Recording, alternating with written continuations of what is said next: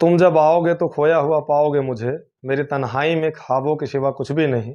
मेरे कमरे को सजाने की तमन्ना है तुम्हें, मेरे कमरे को सजाने की तमन्ना है तुम्हें, मेरे कमरे में किताबों के सिवा कुछ भी नहीं।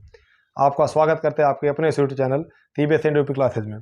पिछली वीडियो में हमने वैद्युत विद्रोह के अक्षीय स्थिति में वैद्युत क्षेत्र की तीव्रता को कवर किया था। आज की वीडियो में हम वैद्युत विद्रोह के निरक्षीय स्थिति में वैद्युत क्षेत्र की तीव्रता कवर करने वाले हैं। चलिए चालू करते हैं।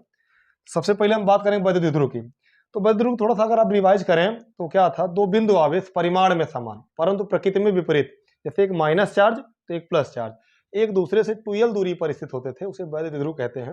इंग्लिश में बोलो तो इलेक्ट्रिक डाइपोल। सबसे पहले वो इलेक्ट्रिक डाइपोल बना लीजिए हम।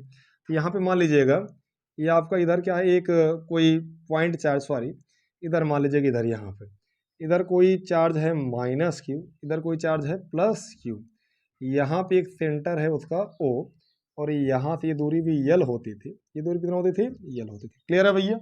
Minus Q charge plus Q charge, ये सेंटर O है, ये दूरी यल, ये दूरी यल। इस जो इलेक्ट्रिक, ये क्या होगा, इलेक्ट्रिक डाइपोल, इससे संबंधित जो डाइपोल मूवमेंट आएगा P इक्वल टू कितना आएगा, 2QL, P equal to 2QL। और डायरेक्शन की बात करें तो from negative to positive charge, ऋणावेश से धनावेश बोलो तो ये क्या आ गया, P वेक्टर की दिशा आ गई। क्लियर?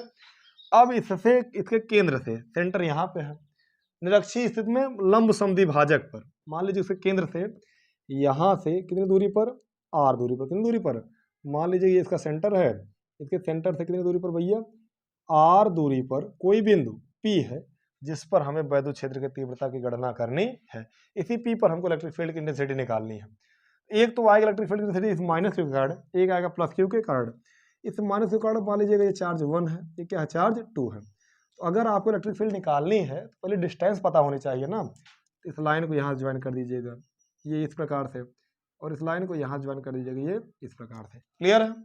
तो यहाँ से जब पाइथागोरस थ्योरम हम लगाएंगे, क्या लगाएंगे भैया, पाइथागोरस थ्योरम, तो ये क्या हो जाएगा, बेस, ये क्या हो जाएगा आपका परपेंडिकुलर, ये क्या हो जाएगा हाइपोटेन्यूस, ये कितना आएगा, under root R square plus L square. एकदम सिंपल ना भैया, under root R square plus L square. Similarly इसी तरीके से ये भी कितना आ जाएगा, under root R square plus L square. Simple है कि नहीं पाइथागोरस थ्योरम से। अब मान लीजिए जो P पॉइंट है ये यहाँ से कितना एंगल बनाता हुआ, थीटा एंगल बनाता हुआ स्थित है। अगर ये एंगल थीटा तो ये एंगल भी थीटा, क्योंकि दोनों ट्रायंगल कैसे हैं, आपको स्पष्ट दिख रहे हैं, ये साइड इस साइड के बराबर, ये कॉमन साइड, ये एंगल 90 डिग्री, ये दोनों एंगल क्या हो जाएंगे, बराबर, क्योंकि दोनों ट्रायंगल क्या है, कॉन्ग्रुएंट। अब देखिएगा इस P पर जो इलेक्ट्रिक फील्ड आएगा, एक पहले चार्ज कार्ड आएगा, एक दूसरे चार्ज के कार्ड। सबसे पहले पहले चार्ज कार्ड देखते हैं। पहला चार्ज कैसा है, निगेटिव। तो यहाँ पर आपको पता होना चाहिए जो इलेक्ट्रिक फील्ड की डायरेक्शन होती है ऋणावेश की तरफ। जैसे जब आपको बताया गया था तो चुंबकीय क्षेत्र की जो दिशा होती है ऋणावेश की तरफ होती है। तो पहला चार्ज कैसा है, निगेटिव, इसकी तरफ। बोलो तो ये कुछ इस प्रकार से, ये आपकी किसकी डायरेक्शन आ गई भैया, E1 वेक्टर। किसकी डायरेक्शन आ गई, E1 वेक्टर। क्लियर है? ऋणावेश के कारण। तो E1 वेक्टर डायरेक्शन तो आ गई, लेकिन E1 वेक्टर मैग्नीट्यूड कितना होगा, E1 इक्वल टू कितना हो जाएगा, K Q by R square formula होता है। तो K चार्ज कितना है, Q ही है, बाई K Q बाई दूरी कितना भैया, under root R square plus L square का होल स्क्वायर। ये आ गया भैया, और उसकी तरफ आ गया।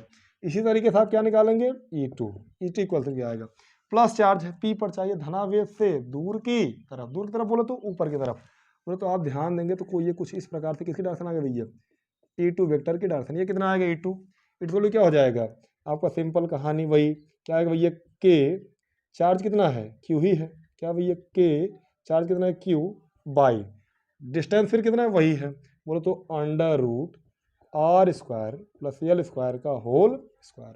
अभी ध्यान दीजिए, E1 की वैल्यू भी पता हो गई, E2 की। एक खास बात आप देख रहे हैं, E1 और E2 मैग्नीट्यूड में क्या है, सेम। तो यहाँ से आप लिख सकते हैं, क्या लिख सकते हैं, E1 is equal to E2, और दोनों किसके बराबर मान लो, E के। क्या भैया, E1 is equal to E2 equal to क्या है, E, ऐसा मान लीजिएगा। अगर यही P को क्या करें भैया, इसी का कॉम्पोनेंट यहाँ पे ला के बनाए। अच्छा ध्यान दीजिए, अगर ये एंगल थीटा, तो इसी के पैरेलल, इस यल के, सॉरी इस यल के पैरेलल ये जो आया है आपको द्विध्रुव पैरेलल, एक लाइन यहाँ से खींचे, तो बोले तो कुछ इस प्रकार से, अगर एक लाइन खींचते हैं तो ये एंगल थीटा, तो ये एंगल भी थीटा, ये एंगल थीटा, तो ये एंगल भी थीटा। अब इसी को लाते हैं यहाँ पे, इसी कंपोनेंट को हम तोड़ लेते हैं, एकदम सिंपल। ये पॉइंट क्या हो गया, अभी देखिए एकदम क्लियर हो जाएगा। ये पॉइंट क्या हो गया आपका, P हो गया। क्या हो गया? P। इधर कुछ इस प्रकार से, ये आपका कौन सा गया भैया? E2 vector. क्लियर हो रहा है ना? फिर इधर कौन आया है? ये आपका आया है, कौन सा है भैया? E1 vector. और इधर ये बीच में से कौन गया है? ये लाइन गई, ये एंगल कितना है? थीटा। ये एंगल कितना है? थीटा। तो आपको पता होना चाहिए, अगर दो वेक्टर हैं किसी एंगल थीटा के साथ स्थित हैं तो वो वियोजित हो जाते हैं, टूट जाते हैं दो कंपोनेंट में, कॉस थीटा और साइन थीटा। दिमाग में रखना, जिसके साथ थीटा कोण बनाए उसके साथ कॉस थीटा, उसके लंबवत साइन थीटा। तो मतलब ये E2 इसके साथ थीटा कोण बना रहा है ना, ये इसके साथ क्या आएगा? E2, एकदम सिंपल ध्यान दीजिए, क्या आएगा भैया? E2 cos theta.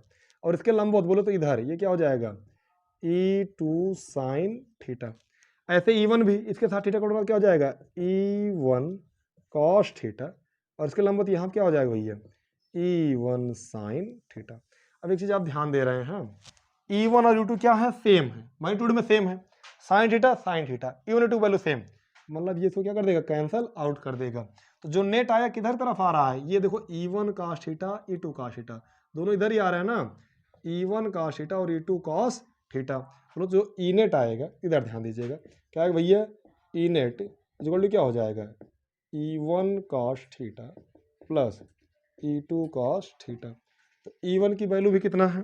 E ही है, और E2 की वैल्यू भी कितना है? E। तो इसको लिख सकते हो आप E cos theta plus E cos theta, बोलो कितना हो जाएगा भाई? 2E cos theta. तो यहाँ से क्या आ रहा है? ये E नेट की वैल्यू आ रही है। तो this implies that E net is equal to 2। E की वैल्यू तो पता है, E की वैल्यू कितना पता भैया? K Q by under root R square plus L square का होल स्क्वायर।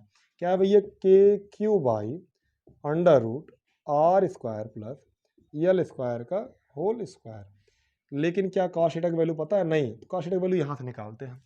अगर ये एंगल थीटा है, ये एंगल मान लो थीटा, तो यहाँ से cos थीटा आएगा, कैसे? ध्यान दो इधर, cos theta equal to, cos theta मतलब cos थीटा बराबर क्या होता है भैया? आधार बटे कर्ण, बेस बाई हाइपोटेन्यूज। तो बेस कितना है? यल। हाइपोटेन्यूज कितना है? Under root R square plus L square. तो कर लीजिएगा, यल बाई क्या है? Hypotenuse under root R square plus L square. ये आपका cos थीटा की वैल्यू आ गई, ला के पुट कर दीजिए।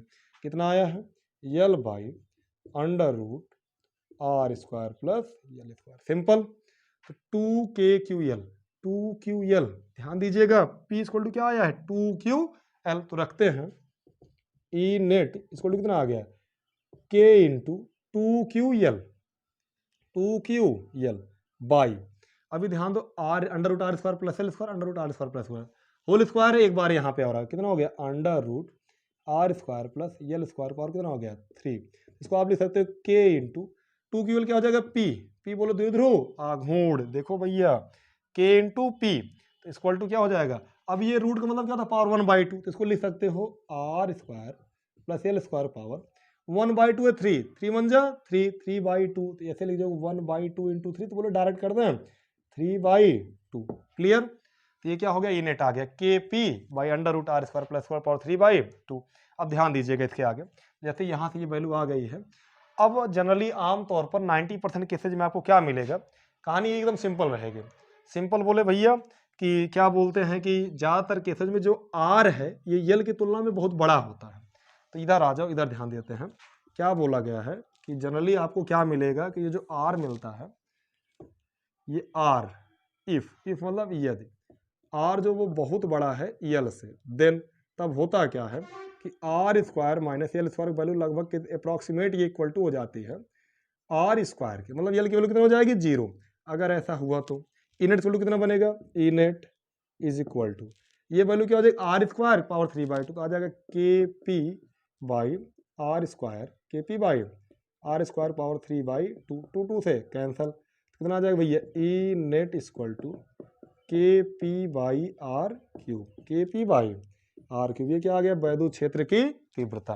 अब सबसे जरूरी चीज, इधर देखो इनेट दिशा किधर आ रही है? ये आ रही है इनेट की डायरेक्शन, क्योंकि दोनों E1 cos थीटा 2 इधर ही है। क्लियर? पी की डायरेक्शन किधर आ रही है? इधर की तरफ। तो सबसे जरूरी बात है इसका वेक्टर फॉर्म, इधर ध्यान दीजिएगा, वेक्टर फॉर्म ध्यान दीजिएगा इसका।